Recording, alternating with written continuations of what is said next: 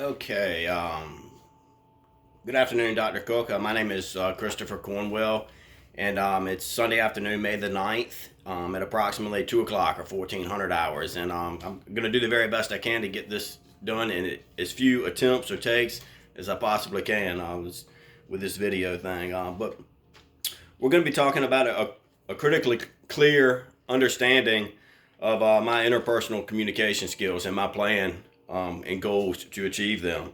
And I want to get started at the end, if I may, with a quote by John Maxwell. And I think it's going to give you a greater understanding of my mindset and where I am, and help you understand about where we're going a little bit better. But good communication and leadership are all about connecting. For me, it really is about the connection that you establish with somebody when you're communicating with them, whether it be in the personal setting, in an intimate setting that we're going to talk more about with my goals, because that's specifically what my plan is, or whether it be in a professional setting.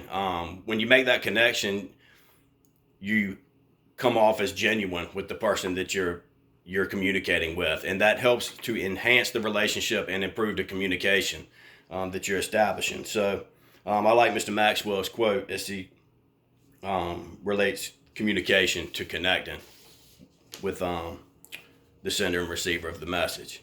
I'd also like to lead into this with an interesting question. I'd like to ask you how you like your eggs.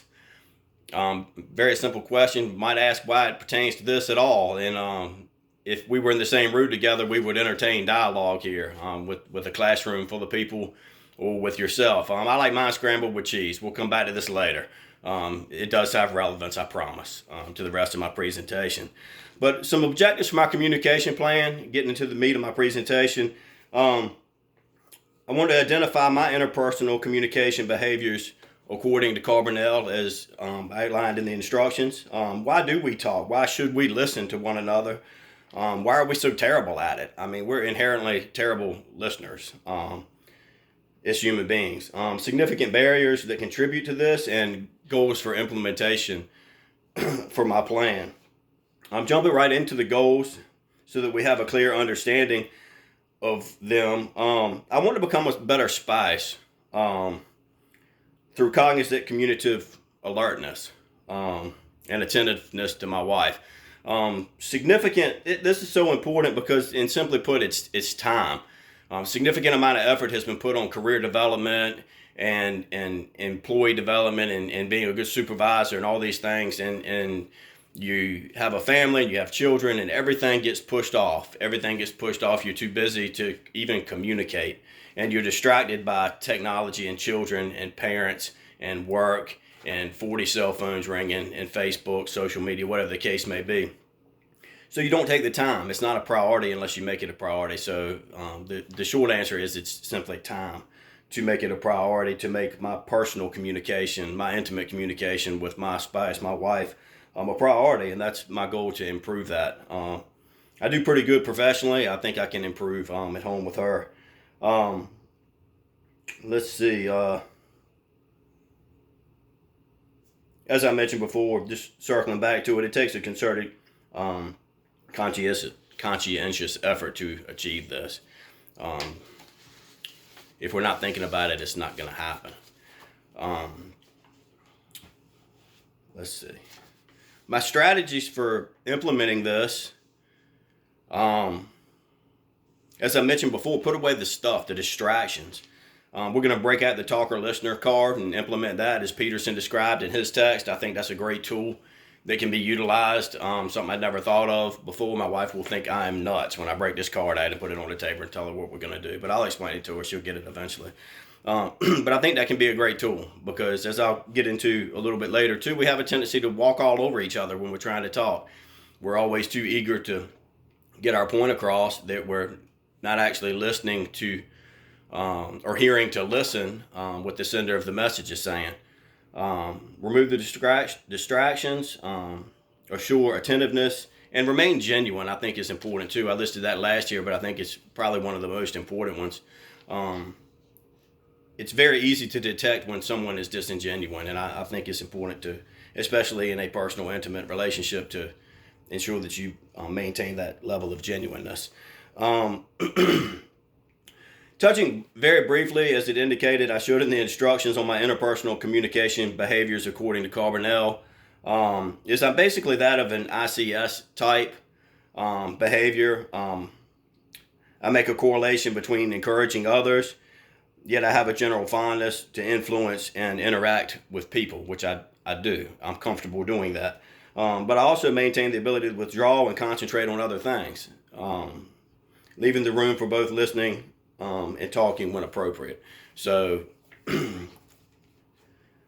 that is what Carbonell, and I tend to concur with his consensus. It makes sense based on my own understanding of my interpersonal communication skills. But why don't we listen? I mean, or at least pretend to be listening. I mean, sometimes we don't even do a good job at that, staring off into space or scratching our head. We should be doing this deliberately, with intent, and with purpose. As Lao Tzu, probably saying that wrong, but that was a good attempt anyway. Silence is a source of great strength. As I've read in many of these texts that we've been going through, God gave you 2 ears and 1 mouth for a reason, because you're supposed to listen more than you talk. So silence is a source of great strength. When you listen, you can learn a whole lot of stuff about somebody and some things.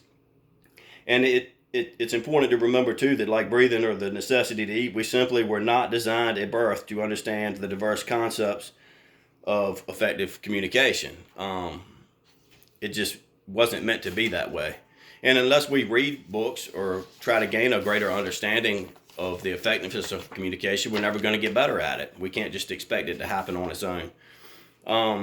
Something else to remember moving forward, in the words of Brian Tracy, I find this to be meaningful and impactful. Communication is a skill that you can learn. It's like riding a bicycle or typing. If you're willing to work at it, you can rapidly improve the quality of every part of your life. So he ties it back to every part of your life. It's not just dialogue between you or me, or you and your spouse, or you and a coworker, or you and a parishioner at church. It's every component of your life. You communicate with everybody.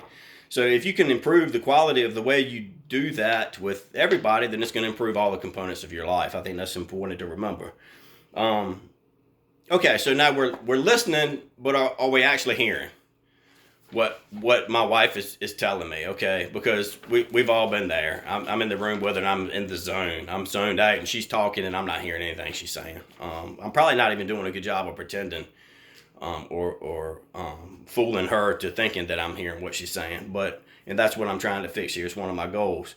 But I find it interesting that the word "hear" is used upwards of 550 times in the Bible. It is mentioned upwards of 550 times. The word "listen" is sparsely mentioned, barely at all. So I think it's important to pick up there that God wants us to not just listen to what's being said. He wants us to actually hear it. He wants us to process it, comprehend it, and utilize it. Let every person be quick to hear, slow to speak, and slow to anger. And this is from James 1:19 in the New International Version. And we also have Bonhoeffer, a kind of listening with half an ear that presumes already to know what the other person has to say.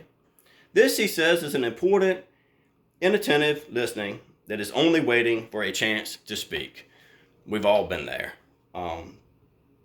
So why do we talk over each other or obsess over our response rather than actually comprehending what the sender of the message is throwing at us? Wise men speak because they have something to say. Fools because they have to say something. The author of that is unknown.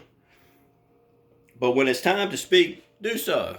But not before. But the next part of this is important too, and tying it back to my wife and trying to enhance the relationship and our communication skills is one of my goals.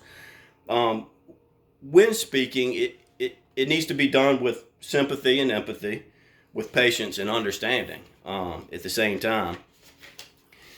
And